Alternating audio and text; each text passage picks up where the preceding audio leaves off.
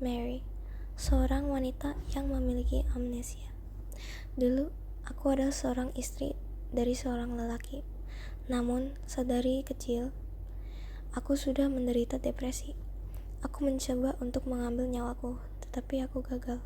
Hal itu membuatku menjadi amnesia. Suatu hari, sepulang kerja, aku melewati sebuah rumah terbengkalai. Aku merasa ingin mengetahuinya lebih dalam. Rumah itu rasanya seperti tidak dihuni selama 10 tahun, dengan aroma khas rumah lama yang tidak berpenghuni. Aku mulai masuk ke setiap lorong dan ruang yang ada. Di ruangan terakhir, terdapat sebuah kotak besi yang membuatku tertarik. Aku ingin membukanya. Saat aku membukanya, tiba-tiba ada suara seorang lelaki di belakangku. Aku tidak akan membukanya jika aku adalah kamu. Aku terkejut membeku. Saat aku melihat ke belakangku, ada sebuah bayangan lelaki tinggi. Namun, bayangan tersebut terlihat familiar. Aku membuka mulut dan bertanya, "Kamu siapa?" Lelaki itu tertawa dan maju selangkah untuk memperlihatkan dirinya. "Aku memperhatikanmu cukup lama," ujar lelaki itu. Aku merasa bahwa aku memiliki hubungan dengan laki itu, tetapi aku tak tahu tentang diri laki itu. Kebingungan menyelimutiku. "Perhatikanku? Kenapa?" tanyaku. "Oh, aku punya alasan. Kamu lihat, kita memiliki banyak kesamaan. Kamu merasa hilang, sendiri, dan tidak memiliki tujuan. Dan aku memiliki solusi untuk masalahmu." Aku menatap lelaki itu dengan rasa takut. "Kamu? Kamu punya solusi?" Aku bertanya, sambil memproses seluruh hal yang terjadi. Lelaki itu semakin mendekat. "Yang kamu harus lakukan ialah membuka kotak tersebut." Aku melihat kembali kotak itu. Pikiranku menduga banyak hal. Namun sedikit darinya adalah harapan bahwa lelaki itu adalah jawaban dari segala doaku. Dengan tanganku yang bergetar, aku membuka kotak tersebut. Kotak itu berisi foto lama, potongan majalah dan koran yang menguning, dan barang-barang lain. Hal-hal itu mengingatkanku pada sesuatu kejadian, namun aku tak tahu hal itu apa. Aku mengambil salah satu foto yang ada di dalam kotak itu. Di dalam foto itu, ada sebuah wanita dengan senyuman yang lebar dan bahagia. Aku rasa aku pernah melihat wanita itu. Aku mulai mengambil potongan koran dengan judul, "Seorang wanita dikabarkan menghilang tanpa jejak." Kejadian itu sudah terjadi beberapa tahun lalu.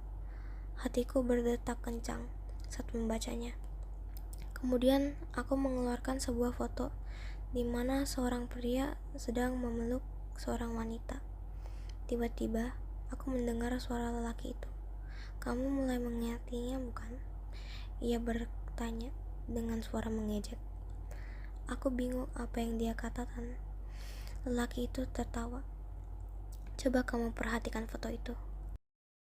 Apakah itu mengingatkanmu akan suatu hal?" Ku perhatikan kembali. Ternyata pria yang ada di foto itu mirip sekali dengan pria yang berdiri di sampingku. "Itu terlihat seperti kamu." Lelaki itu mengangguk. "Iya, kamu benar. Pria itu adalah aku. Dan wanita di sebelahku adalah orang yang sangat penting bagiku," ujarnya. "Kamu boleh tidak ceritakan siapa wanita itu?" Pikiranku segala kemungkinan dan informasi terkumpul. Pria dan wanita di foto itu, barang-barang yang aneh, semua terhubung jadi satu. Namun aku tak dapat menemukan jawabannya. "Siapa? Siapa dia?" Dengan suaraku yang bergetar. "Dia adalah istriku," dengan suara yang terdengar seperti bisikan, kata sang laki. "Namanya Mary. Dia hilang beberapa tahun yang lalu. Tidak ada satupun yang mengetahuinya." Mataku terbelalak saat mendengar lelaki itu berbicara. Tiba-tiba, semuanya menjadi masuk akal. Bagaimana lelaki itu serta barang-barang di box terlihat sangat familiar. Aku menatap laki itu. Hatiku berdegup dengan kencang. "Kamu memberitahu bahwa aku..." Aku mulai, namun ia berkata duluan. Ya, benar, ujarnya. Kita memiliki kesamaan yang banyak, bahkan lebih dari yang kau pikirkan.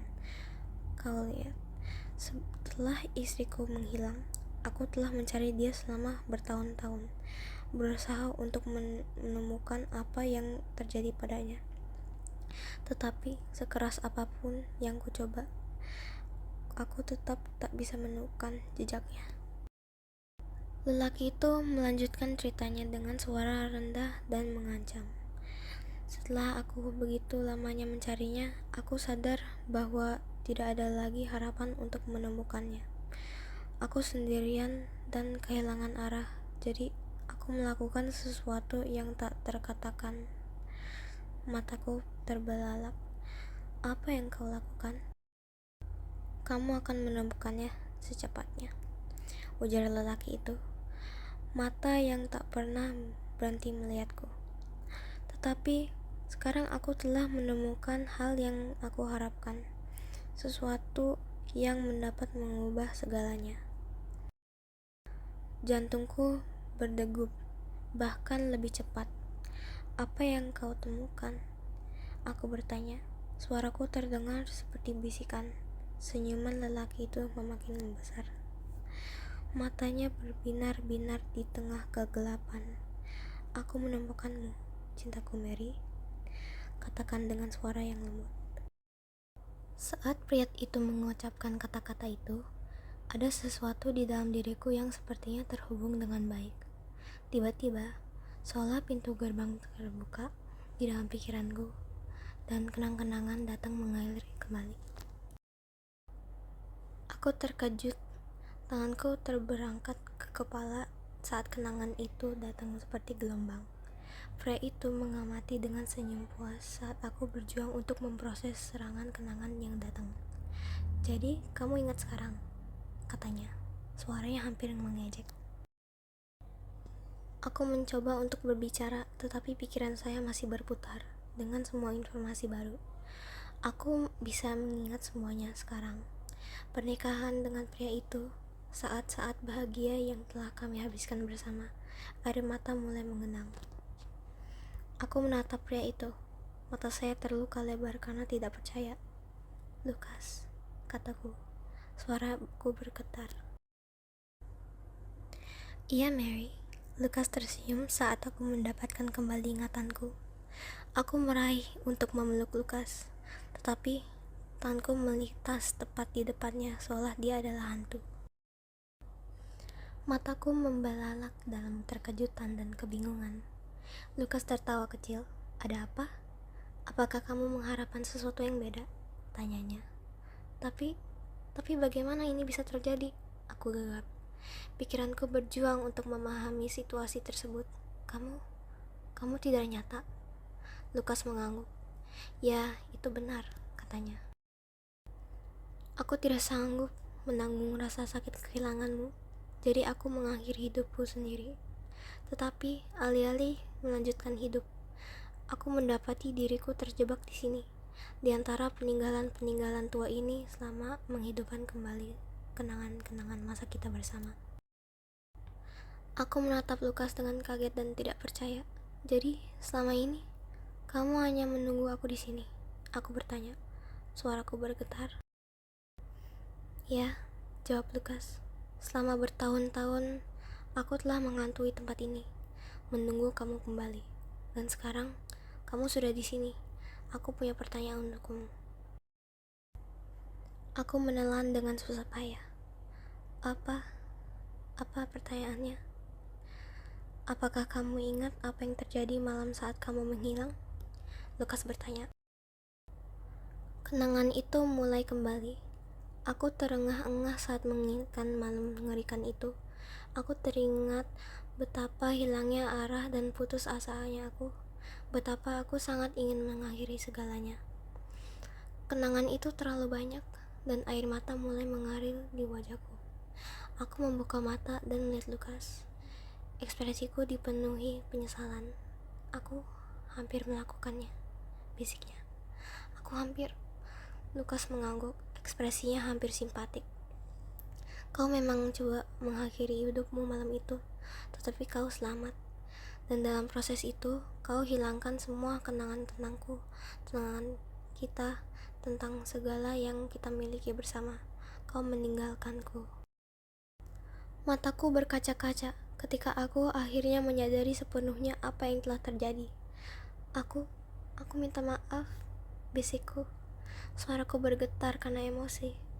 Seandainya aku tahu, seandainya aku ingat, aku tidak akan pernah meninggalkanmu.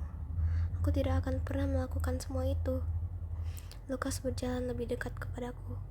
Wujud transparan tidak berwujud. Apakah kamu benar-benar maksud itu? Tanyanya. Suaranya dingin. Atau apakah ini hanya suara rasa bersalah sekarang? Tidak, itu benar. Mataku memohon padanya. Aku mencintaimu. Aku tidak pernah ingin meninggalkanmu. Jika aku ingat, aku pasti akan kembali padamu secepatnya. Lukas mengamati wajahku sejenak, seolah mencari petunjuk apapun tentang ketidakjujuran. Tapi dia hanya bisa melihat penyesalan tulus di mataku. Baiklah, katanya. Akhirnya suara sedikit melunak. Aku percaya padamu. Aku merasa gelombang kelegaan menyelimuti saya saat mendengar kata-katanya.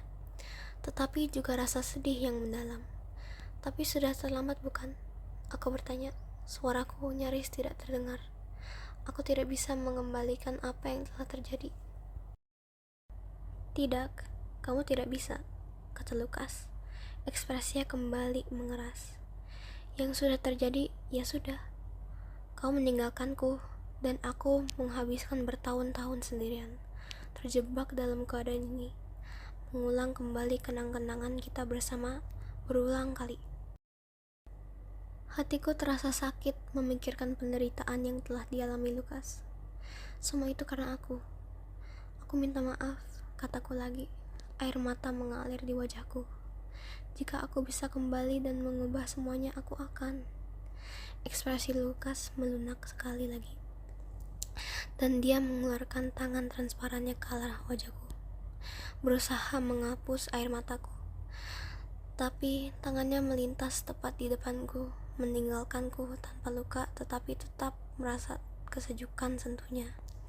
Ini bukan salahmu, katanya. Suaranya hampir lembut. Kamu tidak memiliki kendali atas apa yang terjadi. Aku bisa melihat rasa sakit dan kepahitan yang masih membekas di mata Lukas.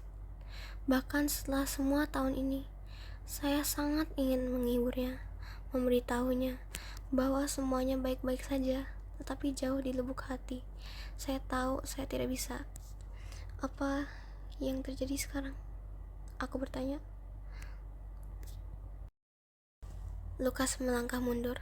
Sosoknya mulai memudar seolah-olah dia kehilangan pegangan pada realitasku. Sekarang aku menghilang, katanya. Suaranya kembali ke nada dingin dan datar. Aku akan terus menghantui tempat ini, mengawasi kenangan lama kita bersama. Aku menyadari kehadirannya mulai memudar. Tolong, jangan pergi. Aku memohon. Keputusasaan mengisi suaraku. Aku mengeluarkan tanganku berusaha untuk meraih Lukas, tetapi dia sudah terlalu jauh. Tolong beritahu apa yang saya bisa lakukan. Bentuk Lukas hampir sepenuhnya menghilang. Hanya tersisa garis semar di udara. Dia tersenyum pahit padaku. Suaranya hampir tidak lebih dari bisikan. Tak ada yang bisa kau lakukan, katanya, dengan sederhana. Kamu tidak bisa mengubah masa lalu, dan kamu tidak bisa memperbaiki apa yang sudah rusak. Yang kamu bisa lakukan hanyalah melanjutkan hidupmu dengan baik.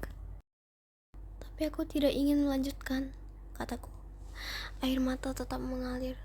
Aku tidak ingin meninggalkanmu di sini sendirian, terjebak di masa lalu. Aku ingin memperbaiki segalanya, entah bagaimana. Senyum Lukas kembali. Kamu tidak perlu khawatir tentang aku, katanya. Aku akan baik-baik saja. Aku sudah bertahan sejauh ini, bukan? Tapi aku mulai memprotes. Tetapi Lukas semakin memudar. dan kata-katanya semakin sulit dipahami. Jangan, jangan ingat tentang aku, dan lanjutkanlah. Saat sosok Lukas menghilang sepenuhnya, aku kembali sendirian di ruangan sunyi itu, merasa lebih kesepian dari sebelumnya. Beratnya kata-kata Lukas terasa sangat mendalam di hatiku, dan aku tidak sanggup membayangkan meninggalkannya di sini sendirian, terjebak di masa lalu. Dalam momen keputusasaan, aku membuat sebuah keputusan yang akan mengubah segalanya. Aku mengambil benda tajam terdekat, memegangnya erat di tanganku yang bergetar. Permukaan yang dingin dan keras itu terasa seperti tali kehidupan. Sesuatu yang bisa dipegang saat aku membuat keputusan mengerikan dan tak terbalikan ini. Pikiranku dipenuhi dengan pemikiran keraguan dan kenangan. Semua berputar bersama dalam kekacauan yang membingungkan dan membebani. Tiba-tiba terdengar desahan nyeri dan tajam, diikuti oleh suara seperti benturan berat. Semua terasa hening sejenak, kecuali napasku yang terengah-engah dan suara semar sesuatu yang menetes ke lantai. Lukas muncul di ruangan itu sekali lagi. Matanya membelalak kaget saat dia melihat tubuhku tergeletak di lantai. Genangan darah perlahan-lahan mengembang di sekelilingku. Untuk sesaat, dia terdiam, tidak bisa mempercayai apa yang dilihatnya. Tapi kemudian dia merasakan gelombang emosi yang dalam dan luar biasa saat dia menyadari apa yang telah kulakukan dan mengapa. Dia berlari menghampiriku. Sosoknya masih transparan, tetapi cukup padat untuk berlutut di sampingku. Dia dengan hati-hati menyentuh sisi wajahku, merasakan kulitku yang hangat dan lembut. "Mary," bisikannya. Suaranya dipenuhi dengan campuran kejutan, cinta, dan kekaguman. Meskipun bentuk kami tembus pandang, entah bagaimana kami bisa saling menyentuh. Lukas dengan lembut mengelus rambutku. Matanya dipenuhi dengan rasa cinta dan rasa syukur. "Kenapa?" dia bertanya. Suaranya nyaris tidak terdengar. "Kenapa kamu melakukan ini?" Aku tersenyum padanya. "Karena aku mencintaimu, Lukas."